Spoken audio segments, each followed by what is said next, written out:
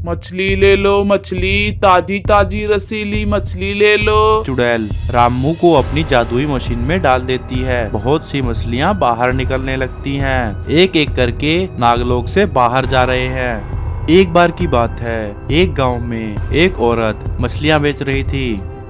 मछली ले लो मछली, ताजी ताजी रसीली मछली ले लो। एक बार खाओगे तो बार बार आओगे। मछली ले लो मछली, ताजा ताजा मछली। तभी रामू नाम का एक आदमी उस औरत के पास जाता है और बोलता है, हे मछली वाली, यह मछलियाँ कैसे दी? 10 रुपए किलो बाबूजी, 10 रुपए किलो। 10 रुपए किलो? अरे यह मछलियाँ तो बहुत महंगी हैं। मुझे तो सस्ती वाली मछलियाँ दे दो। बाबूजी आप एक बार खा के तो देखिए। आप एक काम कीजिए, एक मछली फ्री में ले लीजिए। अगर आपको पसंद आए तो मुझसे दोबारा ले लेना। रामू फ्री की मछली सुनकर बहुत खुश हो जाता है और बोलता है, अरे वाह, फ्री में मछली लाओ, लाओ जल्दी दो मुझे। फिर रामू वह फ्री की मछली लेकर अपने घर चला जाता है और वह मछली खाकर सो जाता है। जैसे ही रात होती है, वह औरत वहां से निकलकर जंगल की तरफ जाने लगती है और एक गुफा में जाकर अपने असली रूप में आ जाती है। तभी उसके पास उसकी 2 डायन सहेलियां आती हैं और उससे बोलती हैं, अरे चुड़ैल बहन, आज तुमने हमें दावत के लिए बुलाया था। कहाँ है तुम्हारी दावत? मुझे तो यहाँ कुछ भी नजर नहीं आ रहा। अरे बहन रुको थोड़ी देर, मैंने तुम्हारी दावत का पूरा इंतजाम किया है। तभी चुड़ैल बाहर देखती है तो रामू वहां से चला आ रहा होता है। चुड़ैल बोलती है, वह देखो, वह आ रहा है हमारा खाना। अरे बहन ये तो एक शिकार है, इससे हम तीनों का क्या होगा? रुको अभी इसे आने दो। जैसे ही रामू उन तीनों के पास पहुंचता है, तभी वह चुड़ैल रामू को अपनी जादुई मशीन में डाल देती है। जल्द ही मशीन में से बहुत सी मछलियां बाहर निकलने लगती हैं। यह देखकर बाकी की 2 डायन बहुत खुश हो जाती हैं और वह मछलियां उठाकर खाने लगती हैं। फिर वह चुड़ैल से बोलती हैं, वाह बहन, तुम्हारी दावत में तो मजा ही आ गया। तुम्हारी ये मशीन तो बहुत ही काम की है। अरे बहन अब इन लोगों को खाकर मजा नहीं आता। अब तो हमें नागलोक की नागिन और नागों को खाना है। तुम कोई उपाय क्यों नहीं करती? मेरे पास इसका एक उपाय है। क्या उपाय है चुड़ैल बहन? अभी बताती हूँ। ऐसा कहकर चुड़ैल अपनी मशीन में एक आदमी को डालती है। तभी उस मशीन में से बहुत से फल बाहर निकल कर आते हैं। फिर चुड़ैल अपनी डायन सहेलियों से बोलती है, बहनों तुम दोनों अपनी शक्तियों से नागिन का रूप धारण कर लो और ये फल लेकर नागलोक में जाओ और सभी नाग नागिनों को ये फल खिला दो। वे अपने आप हमारी गुफा में चले आएंगे।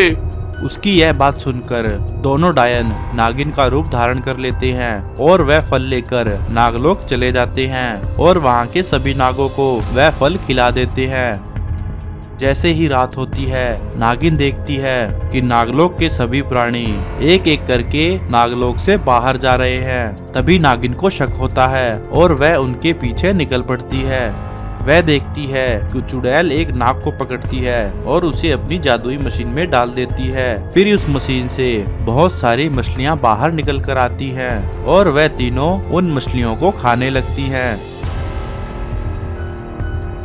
तभी इच्छाधारी नागिन उन तीनों के सामने आ जाती है और चुड़ैल को बोलती है, चुड़ैलो छोड़ दो सभी नागों को। चुड़ैल बोलती है, अरे ये इच्छाधारी नागिन कैसे बच गई? चलो कोई नहीं, इसे अब पकड़ लेंगे। मेरी बहनों जाओ और इसे पकड़ लो।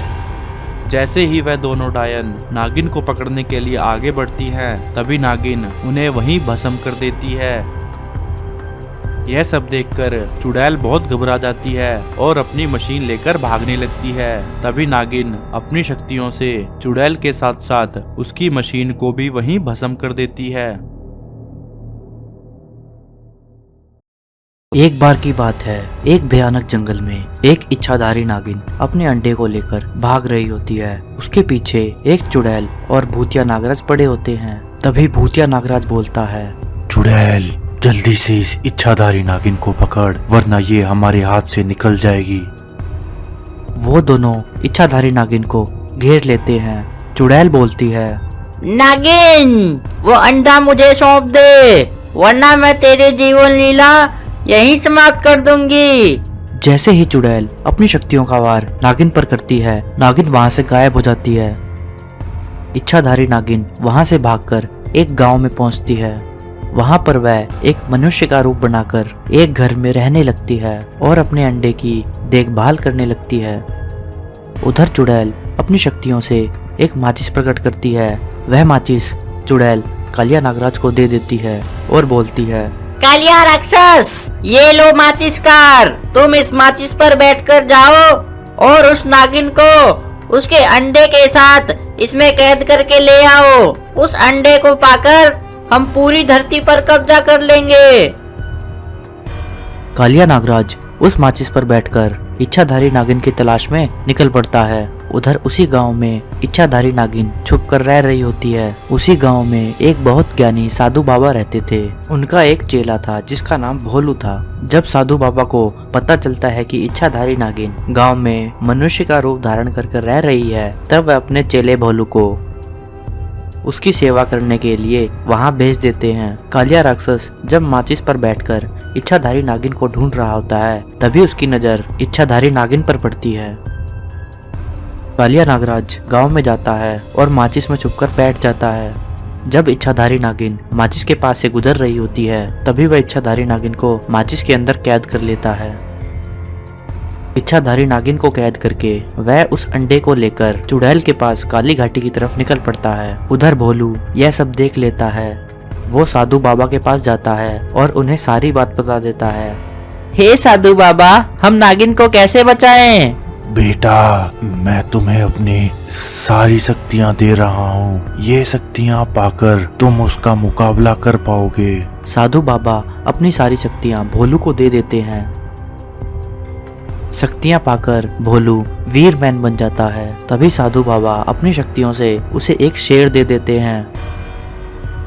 वह शेर पर बैठकर और अपनी तलवार लेकर इच्छाधारी नागिन की तलाश में निकल पड़ता है। इच्छाधारी नागिन को ढूंढते ढूंढते वह काली घाटी पहुंच जाता है। काली घाटी पहुंचकर वह देखता है कि चुड़ैल ने इच्छाधारी नागिन को एक माचिस की डिब्बी में कैद कर रखा है। वीरमैन चुड़ैल के पास जाता है और बोलता है, चुड़ैल, छोड़ दे इच्छाधारी नागिन को।